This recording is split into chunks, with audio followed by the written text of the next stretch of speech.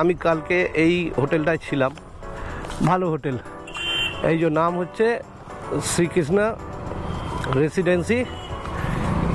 দারুণ দারুণ হোটেল, ভেতরে ফেসিলিটি যাবতীয় পাবেন। পার্কিংয়ের জায়গা দেখেছেন কতখানি আছে? এই রাইডাররা কিংবা কেউ যদি পার্সোনাল গাড়ি নিয়ে আসেন, খুব ভালো পার্কিং। আর এদের রিসেপশান এইটাই, এই এনারা সব দাঁড়িয়ে আছে। তো ঠিক আছে, আমার গাড়িও রেডি। আজকে আমি অনেক লেটে বেরোচ্ছি, কারণ কালকে আমি অনেক রাতে এখানে ঢুকেছি। কালকে প্রায় 9টা সাড়ে 9টায় এখানে ঢুকেছি, আমি অনেকটা চালিয়ে এসেছি। তো আজকে একটু রিল্যাক্স মুডে যাব, যতটা যেতে পারবো, 6টা 7টা পর্যন্ত যতটা যাব সেই বুঝে। তো এখন রাখছি, এখন এগিয়ে যাচ্ছি মোটো ব্লগিংয়ে। আপনাদের সঙ্গে দেখা হবে আবার।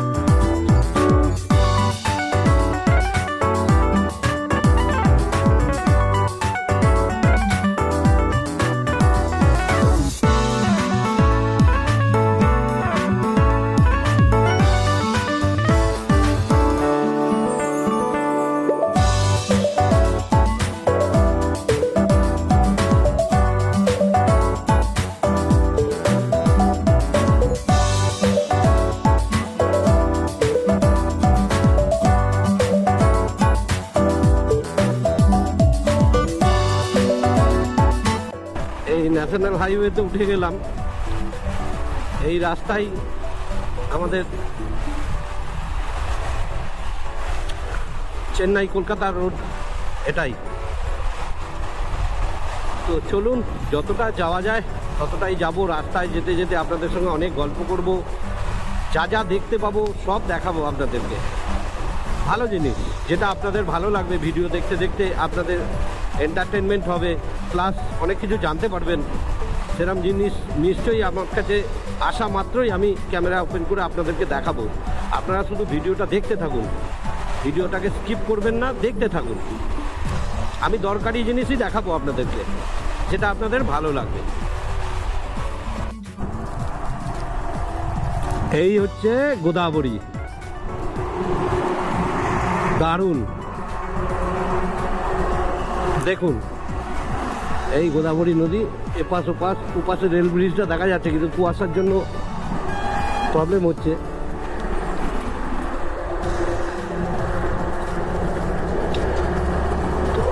বিরাট নদী, বিরাট, বিশাল সাইজ, বাপরে, অনেক বড় নদী, অনেক। খুব সুন্দর লাগছে, জল আছে বলে ভালো লাগছে। কেন আমি এর আগে যত নদী দেখিয়েছি সব ম্যাক্সিমামই জল ছিল না।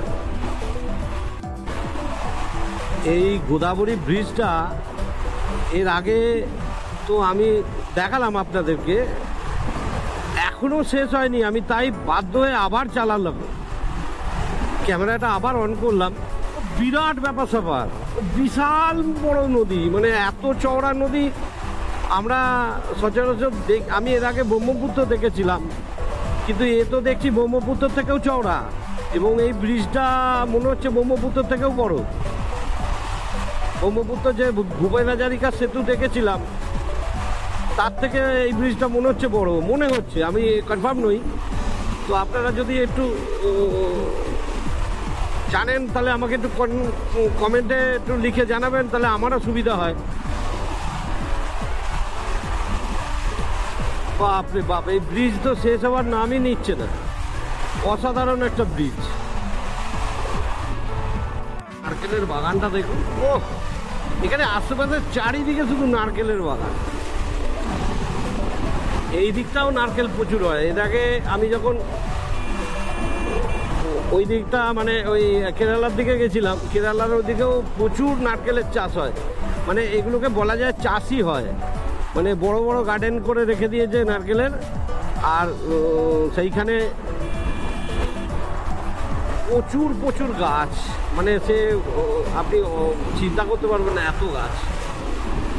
এক একটা নারকেল, এই যে দেখুন, এক একটা নারকেলের বাগানে প্রায় 5,000 6,000 করে গাছ আছে। ভাবুন তো কত নারকেল হয়। সত্যি নারকেল কিন্তু খুবই মানে লাভদায়ক একটা ব্যবসা যদি ঠিক করা যায়, কিন্তু ওটার জন্য প্রচুর জায়গা লাগে। নারকেল গাছ করতে গেলে অনেক জায়গা লাগে।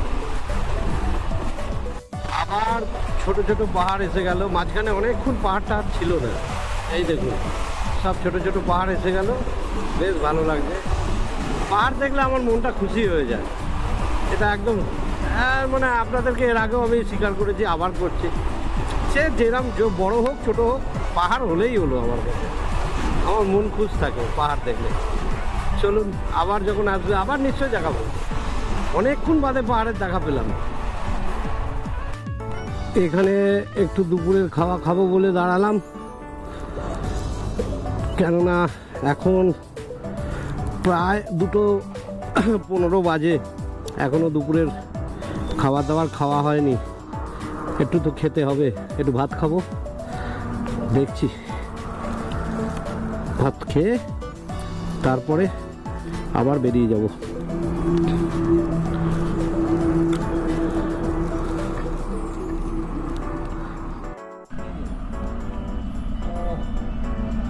আবার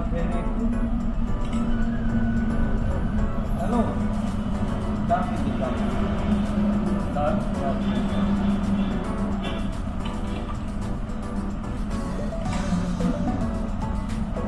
খাবার খাচ্ছি, একটু ভাত খেয়ে নিই। এখানে টক ডাল হয়, টমেটো দিয়ে বাবার আমি ভাজা দুটো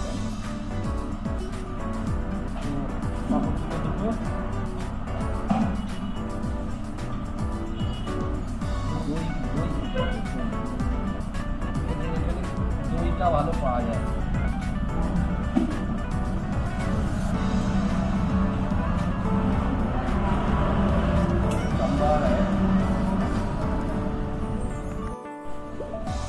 টক দই দিয়ে ভাত খাচ্ছি, বুঝলেন?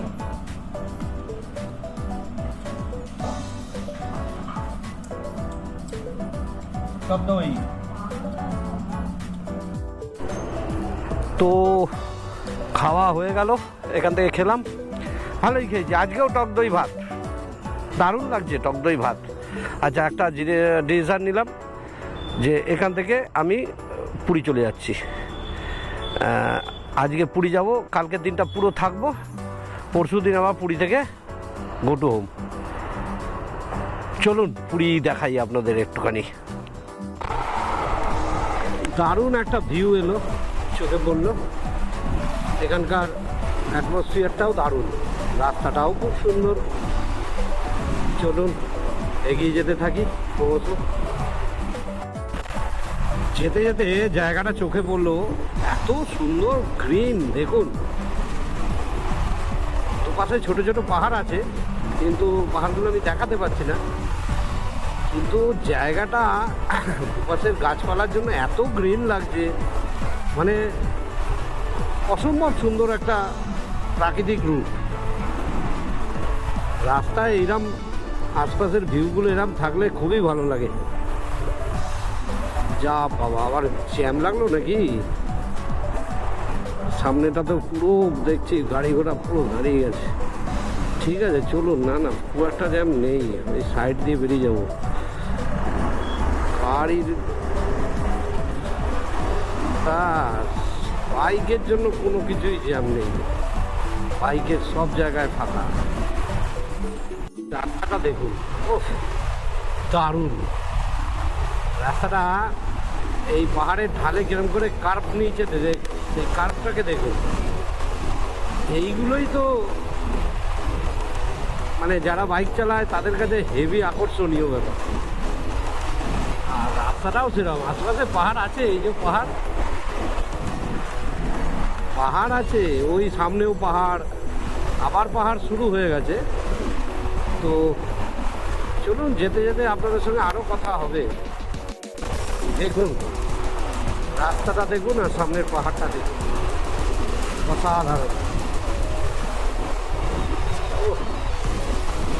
হেব্বি লাগছে।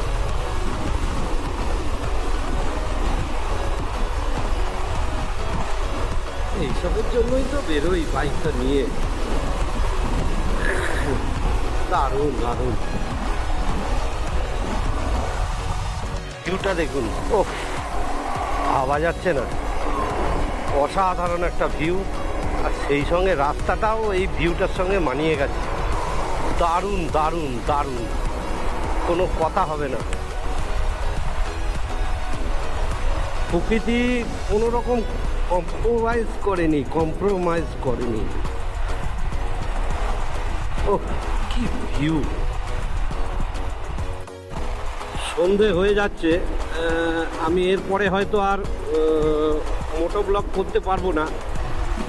তবে যেখানে যাচ্ছি সেখানকার হোটেলে পৌঁছতে আমার অনেক রাত হয়ে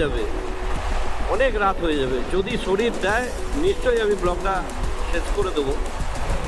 তো আপাতত যদি কিছু আসে জায়গা, আপাতত যতটুকুনি আলো আছে তার মধ্যে দেখানোর চেষ্টা করব।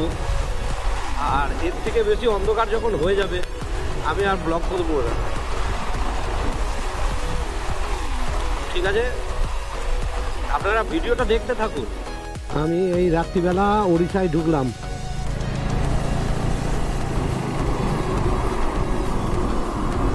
এখন বাজে 8:55। আমি উড়িষ্যায় প্রবেশ করলাম, অন্ধ্রপ্রদেশ ছেড়ে দিলাম।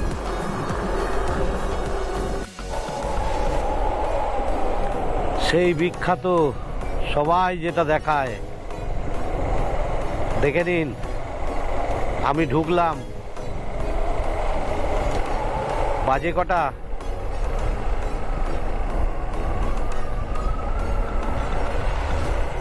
12:20 রাত্রির।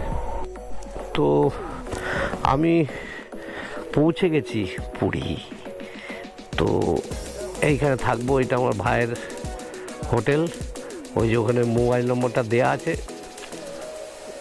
আমাকেও কন্ট্যাক্ট করতে পারেন। ওই কন্ট্যাক্ট করে গিয়ে শুধু বলবেন মৈনাক পাঠিয়েছে, আর কিচ্ছু বলতে হবে না,